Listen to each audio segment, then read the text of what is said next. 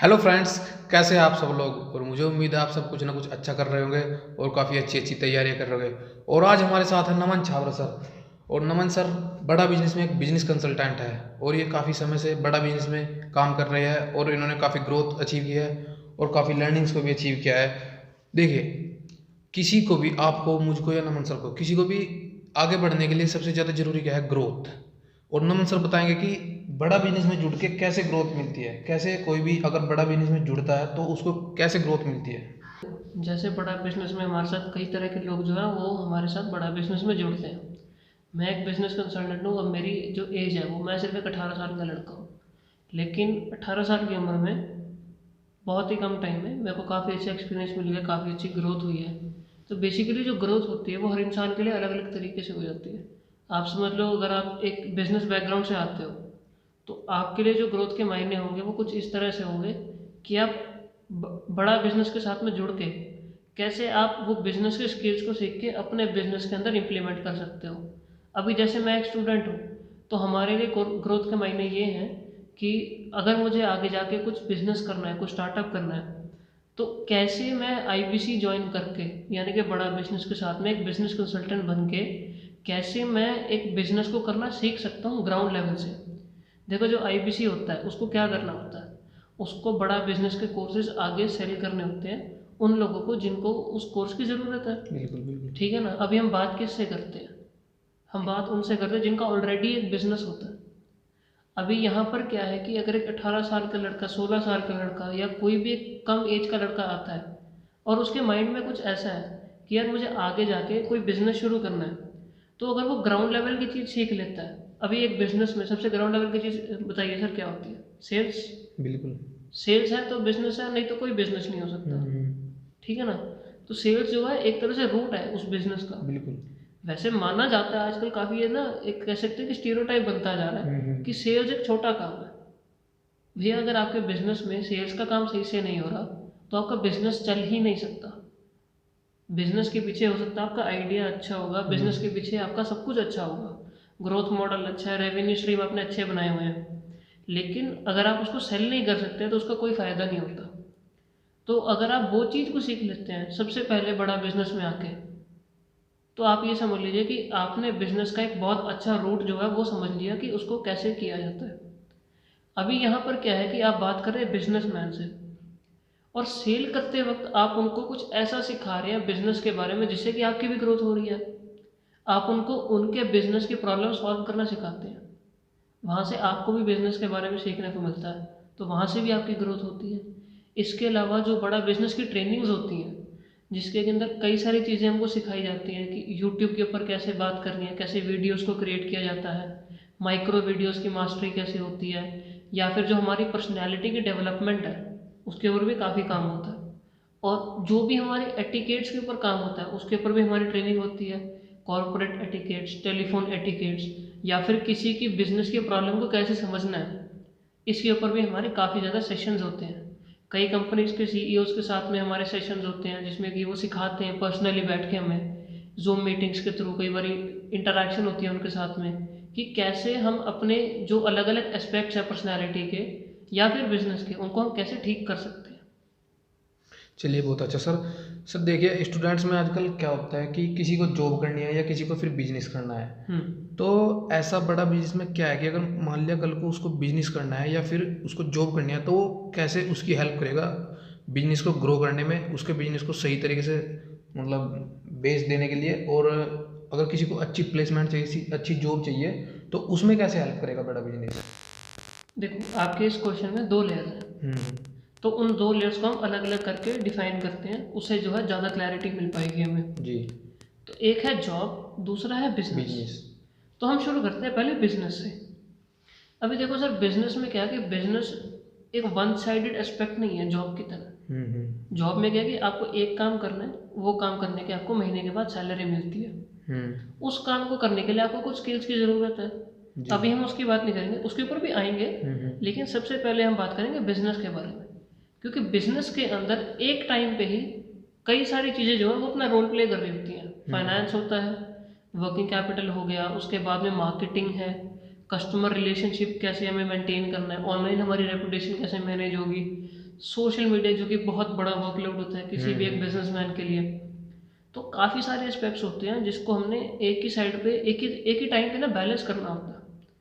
तो अगर कोई स्टूडेंट है या फिर कोई भी, मतलब स्पेसिफिकली मैं स्टूडेंट्स की बात नहीं कर जी रहा जी। हूँ, किसी को भी अगर आगे चल के बिजनेस करना है तो उसको सबसे पहले तो ये सीखना होगा कि इन सारे जो सर्कल्स होते हैं, एक तरह से ये जो सारी अलग अलग लेयर्स होती हैं, टॉपिक्स होते हैं बिजनेस के, उसके बारे में इन डेप्थ आपको एक एनालिसिस आना चाहिए।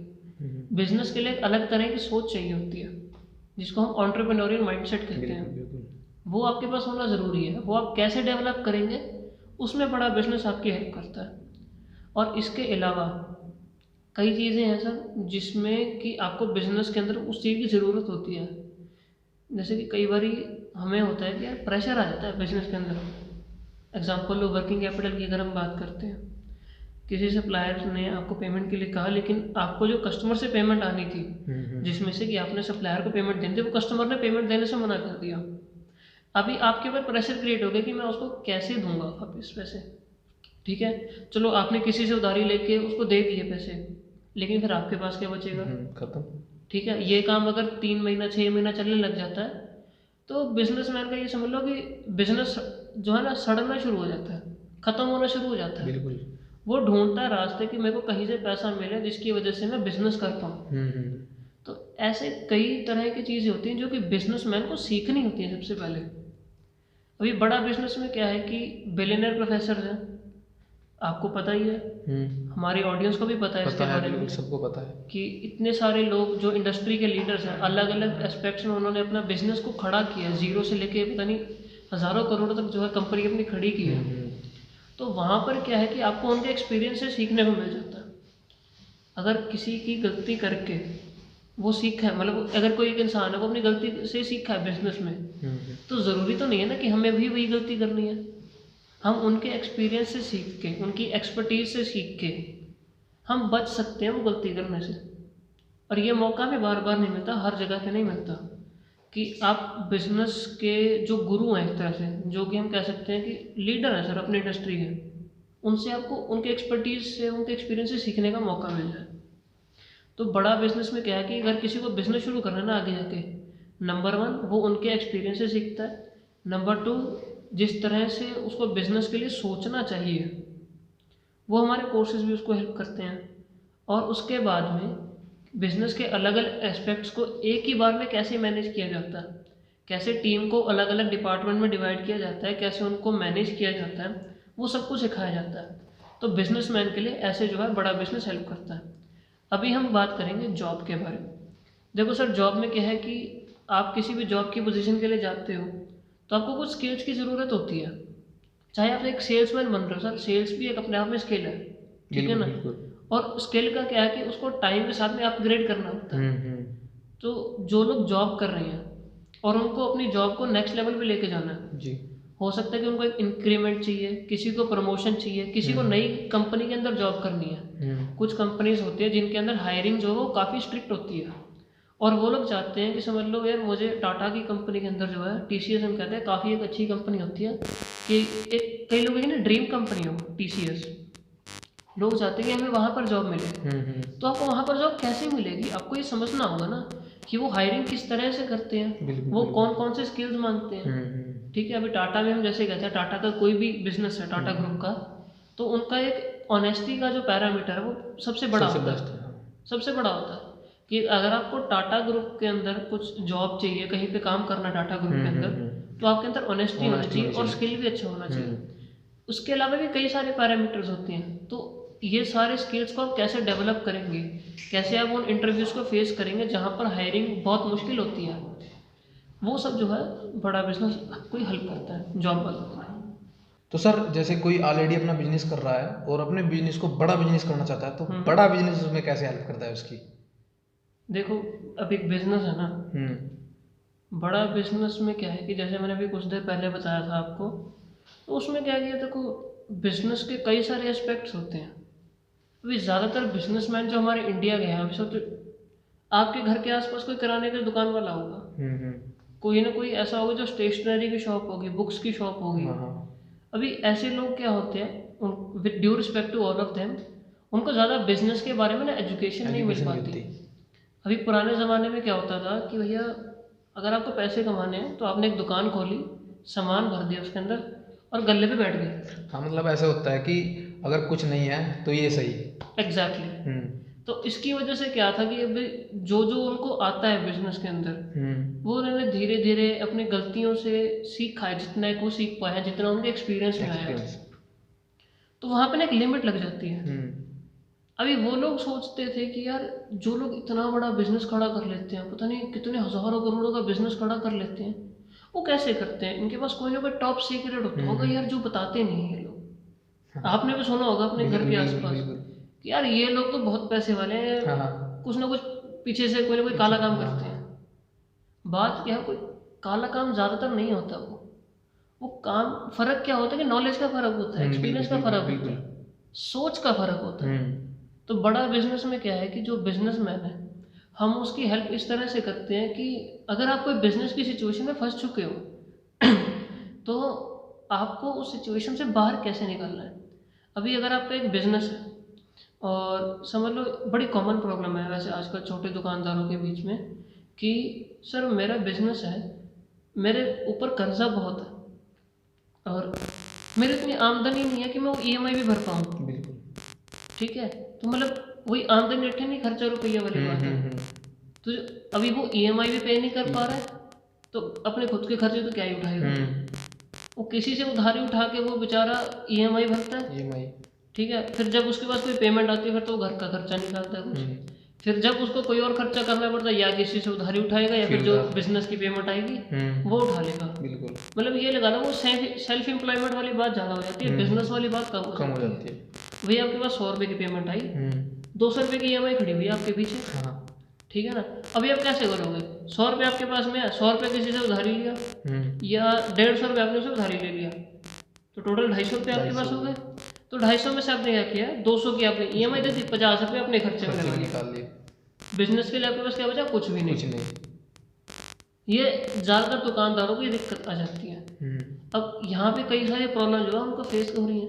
देखने में हमें ये एक सिचुएशन लग रही है, बारीकी में अगर हम जाएंगे, उनको वर्किंग कैपिटल मैनेज करना नहीं आ रहा, उनको डेट को मैनेज करना नहीं आ रहा, उनको फाइनेंस की नॉलेज नहीं है, तो वो सब कहाँ से सीखना पड़ेगा ना। बिल्कुल। तो उन दुकानदारों को या फिर जो लोग बिजनेस कर रहे हैं ना, उनको वो प्रॉब्लम से बाहर कैसे आना है, वहाँ पे बड़ा बिजनेस अपने कोर्सेज के थ्रू हेल्प करता है। अभी ये कोई अरे गहरे कोर्सेज तो है नहीं, कोर्सेज ऐसे लोगों ने बनाए जिन्होंने अपने अलग अलग फील्ड में बहुत बड़े बिजनेस खड़े किए। ठीक है, अभी यहाँ पे क्या, विवेक बिंद्रा जी का आप यूट्यूब चैनल देखते होंगे, आप भी देखते हैं, सब देखते हैं। तो अभी हम भी उनसे ही सीख रहे हैं। अब वो कौन है, हम विवेक बिंद्रा जी को क्यों फॉलो करते हैं, उनके ऊपर क्यों ट्रस्ट करते हैं? क्यों?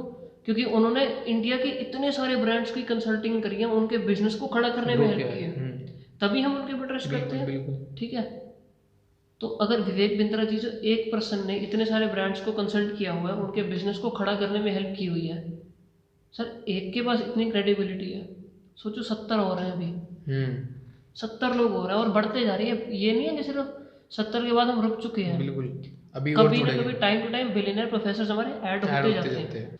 तो जो साथ में आपको पर्सनल कोचेज मिलते हैं, अभी उनसे क्या है, जो छोटे दुकानदार थे यार, उनको बिजनेस चलाना नहीं आता था, अब उनको पर्सनल कोच भी मिल रहे हैं, इतने बड़े स्पीकर्स बिजनेसमैन से सीखने को भी मिल रहा है, तो सपोर्ट तो पूरा मिलेगा। बिजनेस की कोई भी सिचुएशन हो, वहाँ से वो निकल पाएंगे, ये गारंटी है। तो नमन सर, बहुत बहुत धन्यवाद आपका वैल्यूबल टाइम देने के लिए, और धन्यवाद हमारी ऑडियंस का भी, काफ़ी लंबे समय तक जुड़े रहे। चलिए मिलते हैं सर नेक्स्ट पॉडकास्ट में, तब तक के लिए थैंक यू।